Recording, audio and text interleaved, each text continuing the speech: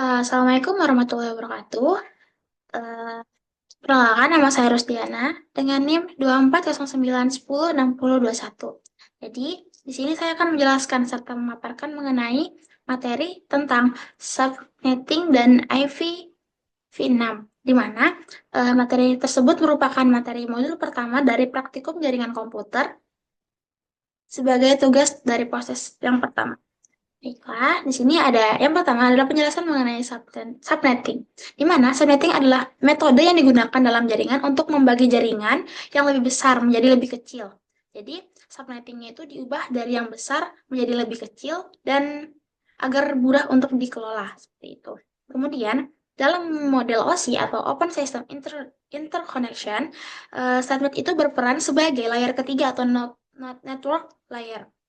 Nah, di sini terdapat IP model yang terdiri dari application, transportasi, internet, sama network interface. Dan kemudian ada OSI model, yaitu application, presentation, session, transport, network, data link, dan physical.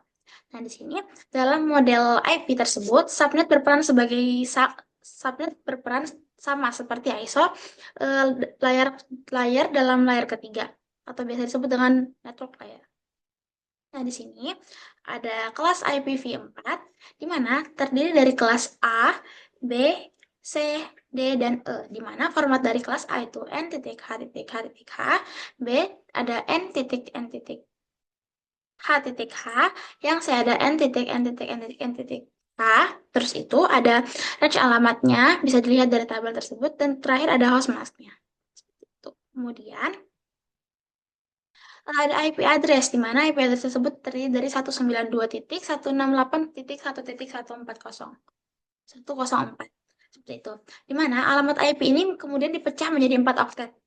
Nah, yang pertama adalah 192, yang kedua adalah 168, yang ketiga ada 1, dan yang terakhir ada 104. Nah, setiap oktet kemudian dikonversi lagi ke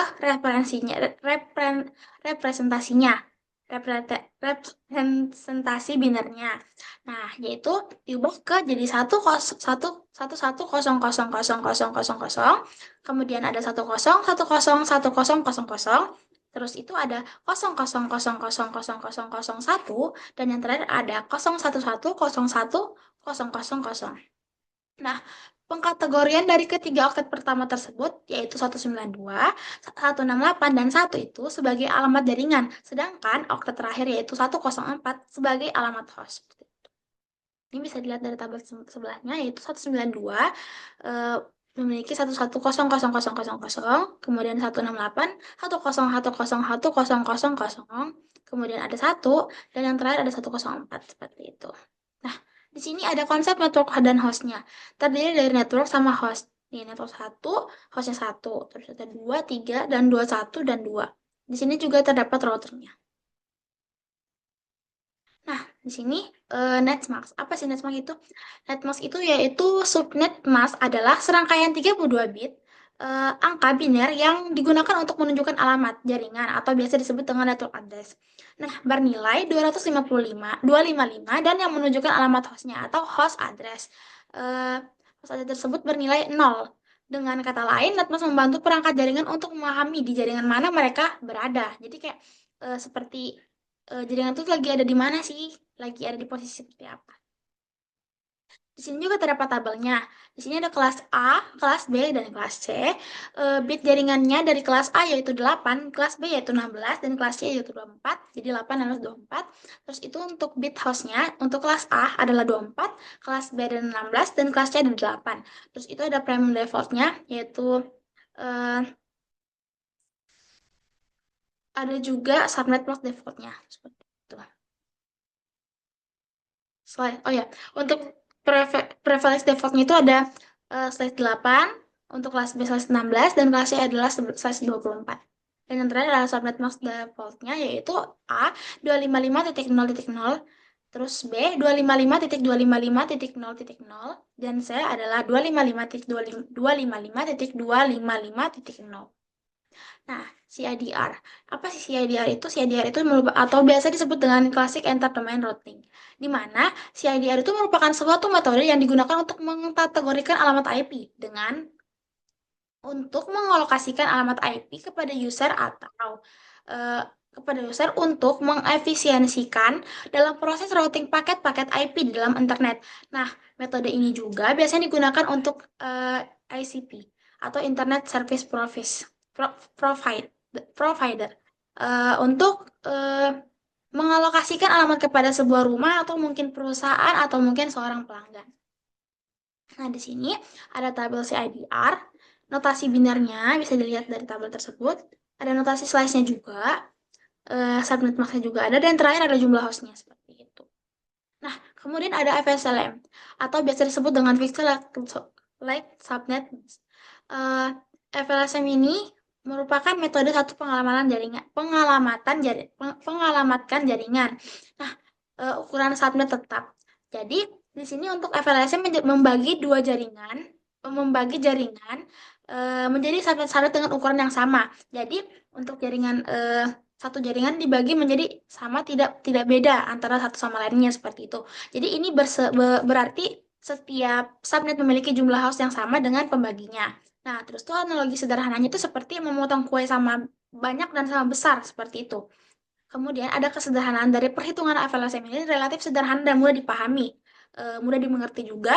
Tentunya membuatnya juga cocok untuk jaringan kecil atau penjaringan di mana kesederhanaan lebih diutamakan dari efisiensinya seperti itu.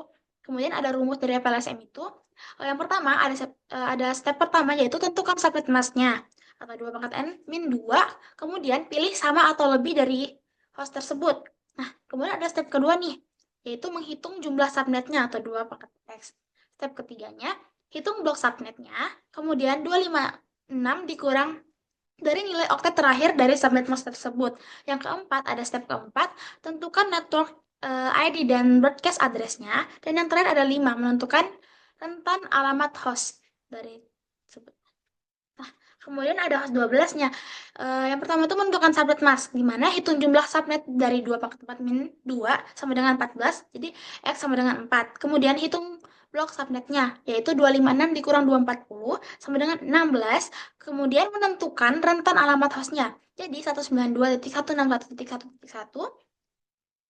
maaf, 192.168.1.1 hingga berubah menjadi 192.168.1.1. Nah, kemudian menentukan network ID dan broadcast address-nya. Network ID-nya itu yang pertama, network ID-nya itu yaitu 192.168.10. Kemudian broadcast address-nya itu yaitu 192.168.1.1.15.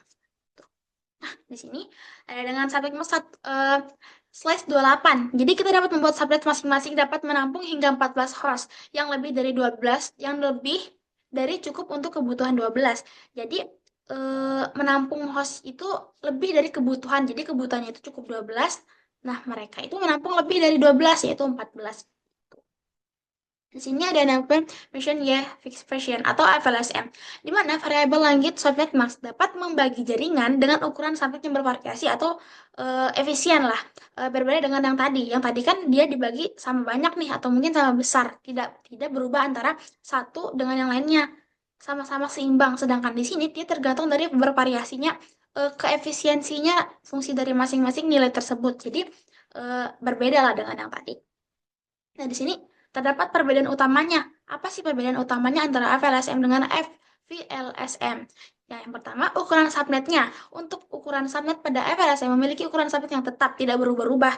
Sedangkan FLSM memiliki ukuran subnet yang bervariasi, jadi dia tergantung dan dia dapat berubah seperti itu. Untuk efisiensi alamat IP-nya, FLSM ini lebih efisien dalam penggunaan alamat IP dibandingkan FLSM.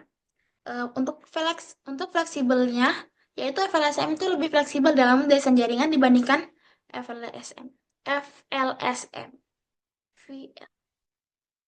Di sini ada Internet Protocol version 6 atau IPv6, di mana Internet Engineering Task Force atau EATV atau biasa disebut IPv6 adalah versi dari IPv4 yang ditingkatkan keunggulannya. Jadi dia bukan transportasi sih, lebih tepatnya perubahan lah seperti itu.